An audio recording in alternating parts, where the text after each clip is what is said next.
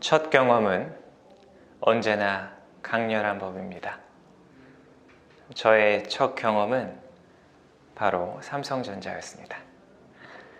아는 형이 이제 금융을 굉장히 잘 아는 형이 있었어요. 이 형이 벌써 거의 20년이 다 돼가는데요.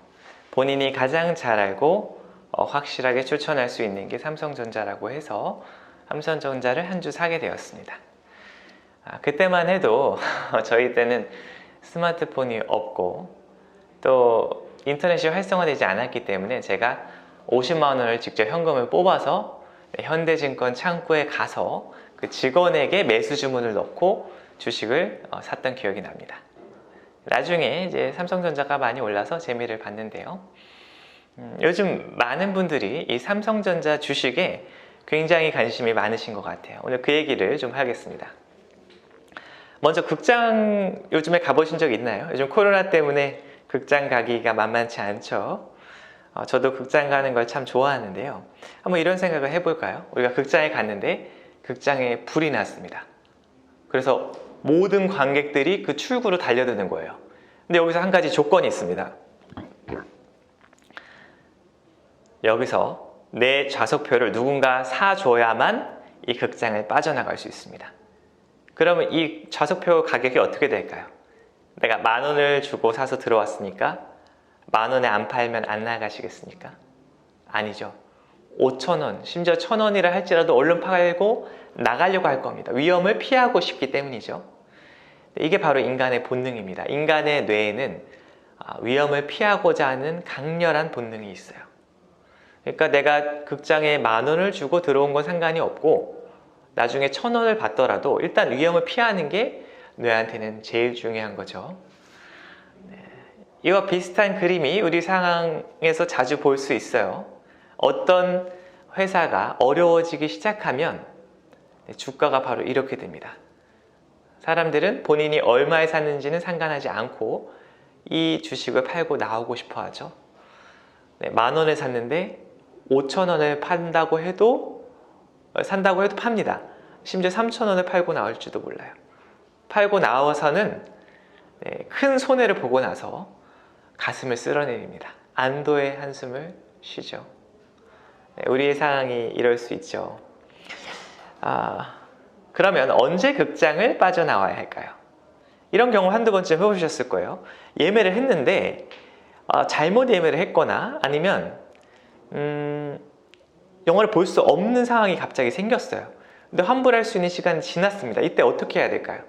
매표소 근처를 어슬렁거리다가 표를 사려는 사람에게 이 표를 양도할 수 있죠. 팔 수 있죠.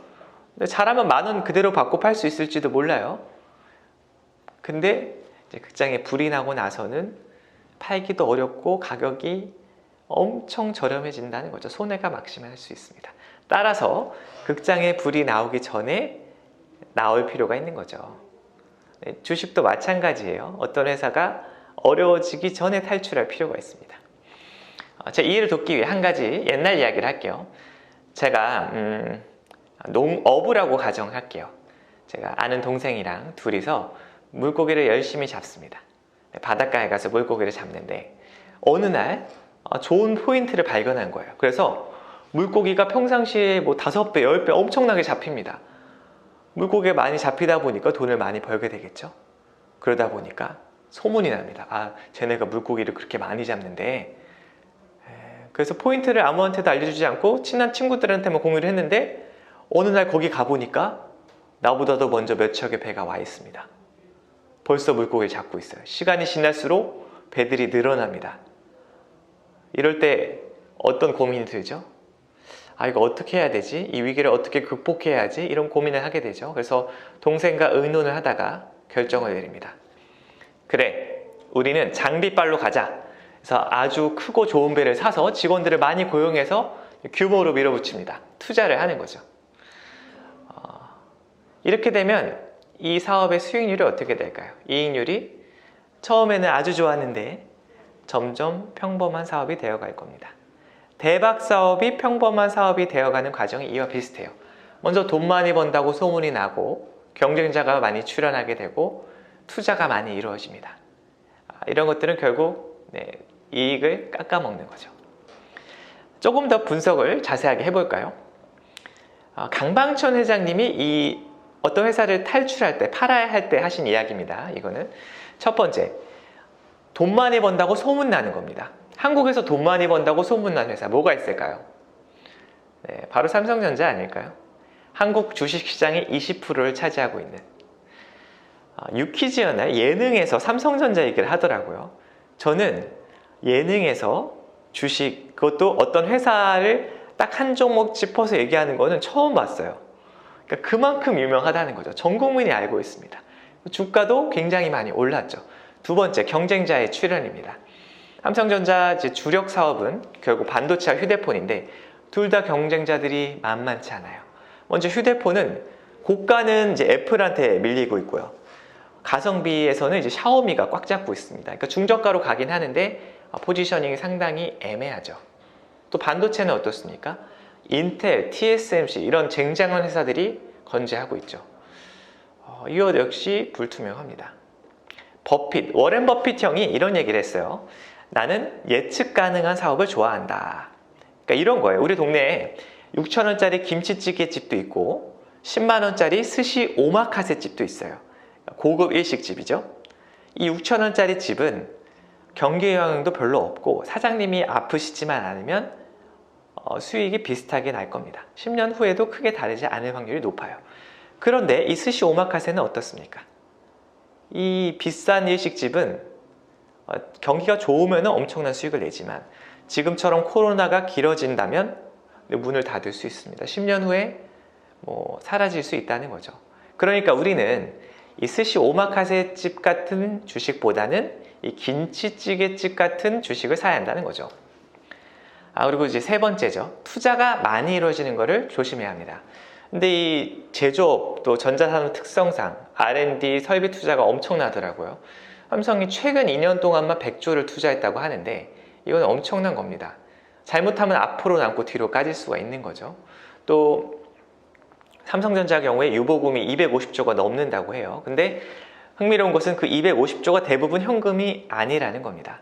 물건으로 이루어져 있어요. 현물, 부동산, 어떤 재고자산, 원자재, 공장, 연구소 이런 것들로 이루어져 있기 때문에 이런 것들은 투자자 입장에서는 좋은 건 아니에요. 왜 그러냐면요. 회사가 어려워지면 가격을 제대로 인정받기가 어려워지기 때문이죠. 그래서 이런 부분이 있습니다. 또 버핏형의 스승님 가운데 필립 피셔라는 아주 전설의 레전드가 있습니다. 이분의 일화를 하나만 소개해드리면요. 이분이 모토로라를 평생 가지고 있었습니다. 근데 추정 수익률이 약 2,500배가 올랐다라고 이야기하고 있어요. 엄청나죠? 이분의 전략은 위대한 기업을 사서 영원히 보유한다입니다. 근데 이 영원히 보유하는 전략에도 예외가 있어요. 두 가지 상황을 알려주고 있는데 첫 번째는 기업의 본질이 바뀌는 겁니다. 예를 들면 최고 경영자가 바뀔 때. 근데 지금 바로 그 상황이죠. 이병철 씨가 삼성을 한국 넘버원으로 만드셨다면 이건희 씨는 이 삼성전자를 월드 넘버원으로 만들었어요. 근데 이제 돌아가시고 아들로 완전히 그 경영권이 넘어가게 되는데요. 이건희 씨는 사실 천재예요. 이렇게 탁월한 경영자는 역사상 많지 않습니다. 이런 경영자가 또 나오는 건 굉장히 힘들어요.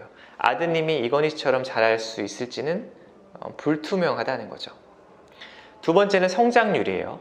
어떤 회사의 주식을 가지고 있을 때는 그 회사의 성장률이 그 회사가 속해 있는 산업의 성장률을 앞지를 때, 또 전체 경제 성장률을 넘어설 수 있을 때 가지고 있는 겁니다. 그런데 삼성전자는 어떤가요? 이미 너무 많이 커졌고 또 경쟁자도 너무 많고 투자도 너무 많이 이루어지고 변수가 너무 많기 때문에 성장률을 예측하기가 어렵다는 겁니다. 마지막으로 이 얘기를 하나 할게요. 제가 동네에 자주 가는 김치찌개집이 있습니다. 가격도 싸고 맛도 있고 반찬도 맛있고 사장님도 친절합니다. 그런데 어느 날 갔더니 30분을 기다리라는 거예요. 알고 보니까 백종원의 3대 천왕에 출연을 한 겁니다. 그 이후로 손님이 너무 많아지고 맛도 좀 떨어지고 서비스가 예전 같지 않습니다. 사장님도 그렇게 친절하지가 않은 것 같아요. 시간이 좀 지나니까 가격을 올린다고 하네요. 이럴 때 어떤 느낌이 드실까요? 아, 이제 떠날 때가 됐나 보다 이런 생각이 드시죠? 회사도 마찬가지예요. 처음에는 나만 알고 있는 정말 진흙 속의 진주 같은 회사였는데 돈 많이 번다고 너무 소문이 많이 나니까 주식도 너무 많이 올랐고 경쟁자도 출현하고 또 투자도 많이 이루어집니다. CEO도 바뀌고 또 성장률을 예측하기가 어려워져요. 이럴 때는 어떻게 해야 할까요?